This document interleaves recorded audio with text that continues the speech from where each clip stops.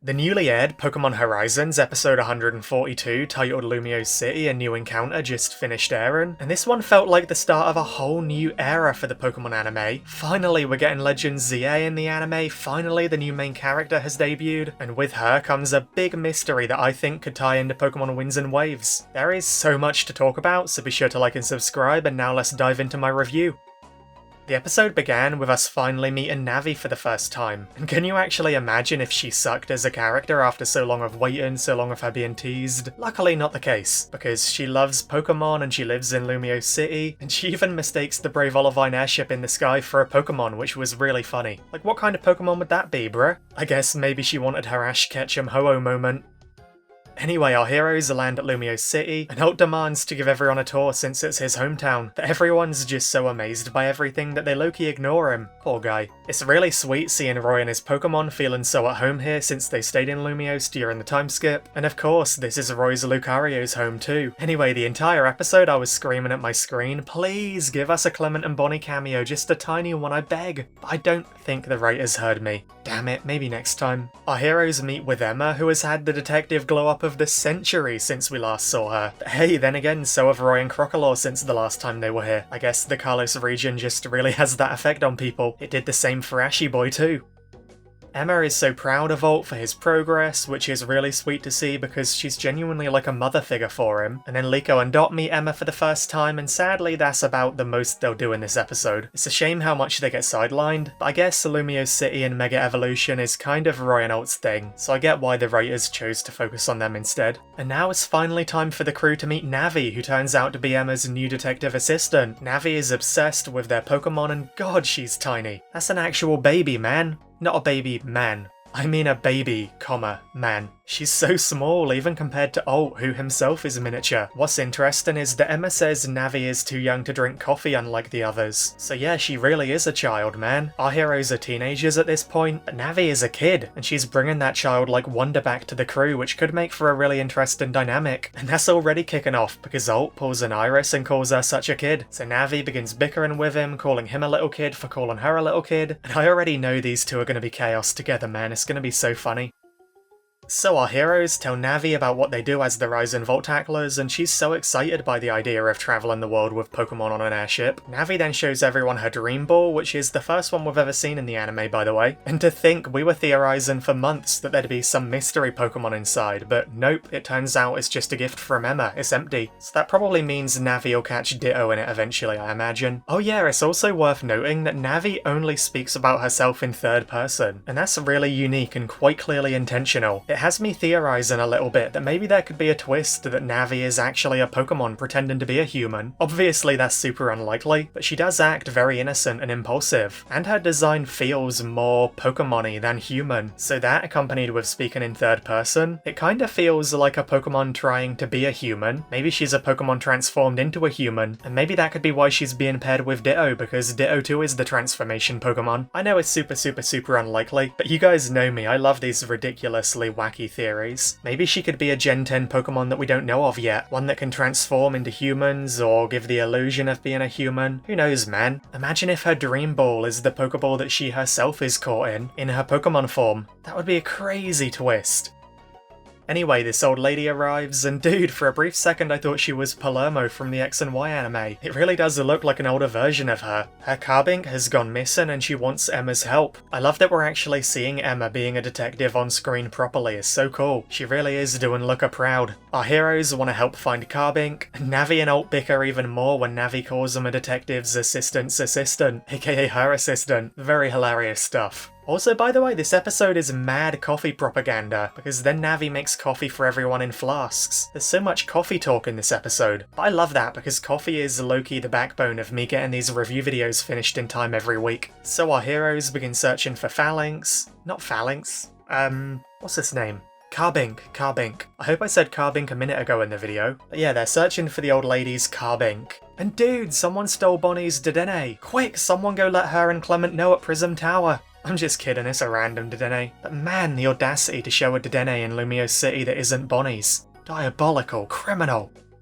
So Emma then converses with these two builder guys who tell them they saw Carbink with a dude near the underground, and my Discord chat went mad saying something about them being Dynamo or something. Apparently it's from Legends ZA. I have no idea of who they are because I somehow haven't played that game yet. I know, revoke my superfan card. I just never got round to it somehow. But hey, maybe if it's worth playing, you guys can let me know and I'll livestream my first ever playthrough on Twitch, using the link in the description, sneaky plug.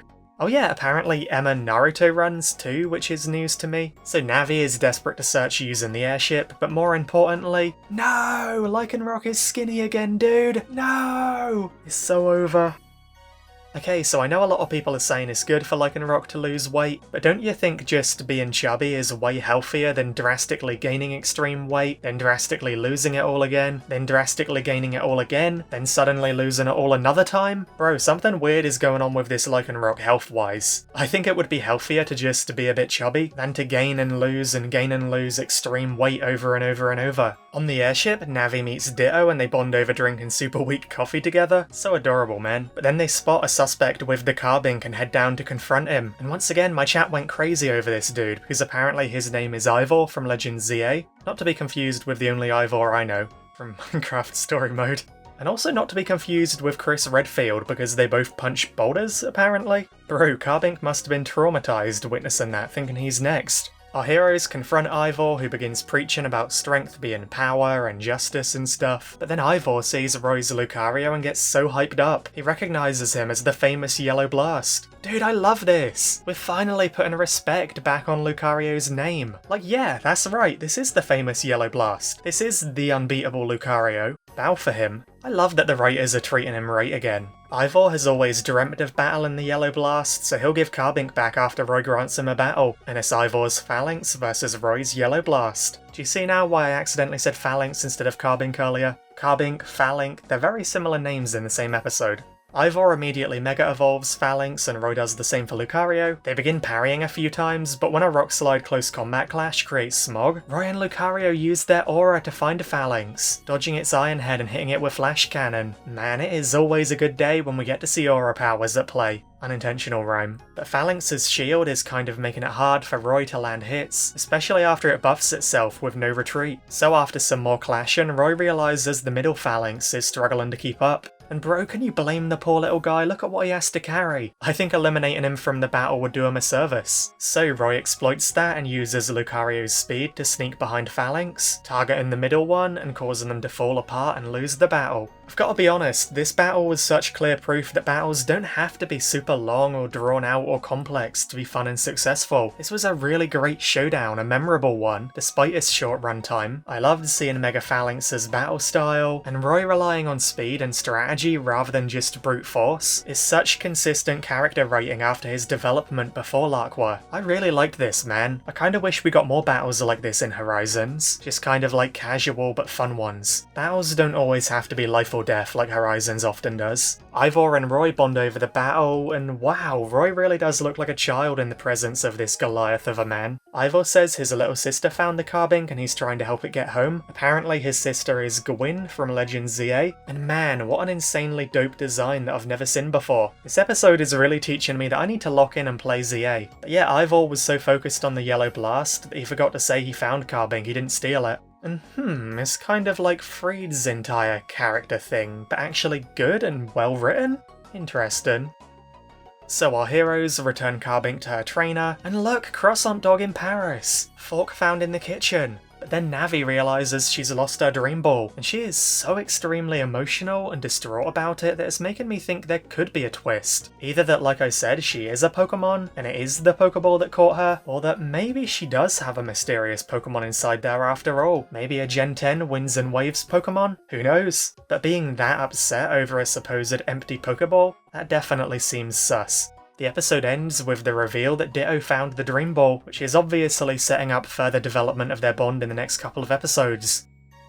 Overall, I really liked this episode, man. It's one of my favourites of the arc so far. Navi seems to add a really fresh, youthful dynamic to the crew. She balances everyone's more mature personas quite well, and there's enough mystery there with her and her dream ball and her design and the whole could she be a Pokemon thing that I'm actually excited to see more of her. I feel like the writers have cooked something really great that we're going to see unfold, and I'm looking forward to seeing her bonds with the other crew members more too, because so far it's only really Ult that we've seen her have a special dynamic with. So yeah, I'll be watching her career with great interest. I'm so happy that Lucario as the Yellow Blast got his reputation restored, and Ivor was such a fun character too. This is why bringing in game characters, even for little brief sequences like this, matters so much. It's always so unexpectedly good. And there's hundreds of game characters the anime still hasn't used, so I hope they'll be more willing to do that from now on. His battle was fantastic, probably my personal favourite of the arcs so far. I regret to inform though, still no Clement and Bonnie. Maybe someday. Just a tiny cameo, please, that's all I ask for. Something as small as the Laqua cameo, please, I beg. So let me know what you thought about the episode below. Also be sure to like and subscribe if you enjoyed the review, and come join our Discord server using the link in the description. Massive, massive, massive thank you to all of my incredible channel members on screen right now. That includes Toten, Not Mini, Hope, Jay, Jackson, absolute goats, the lot of you. So yeah, thank you all for watching, and best wishes until we meet again.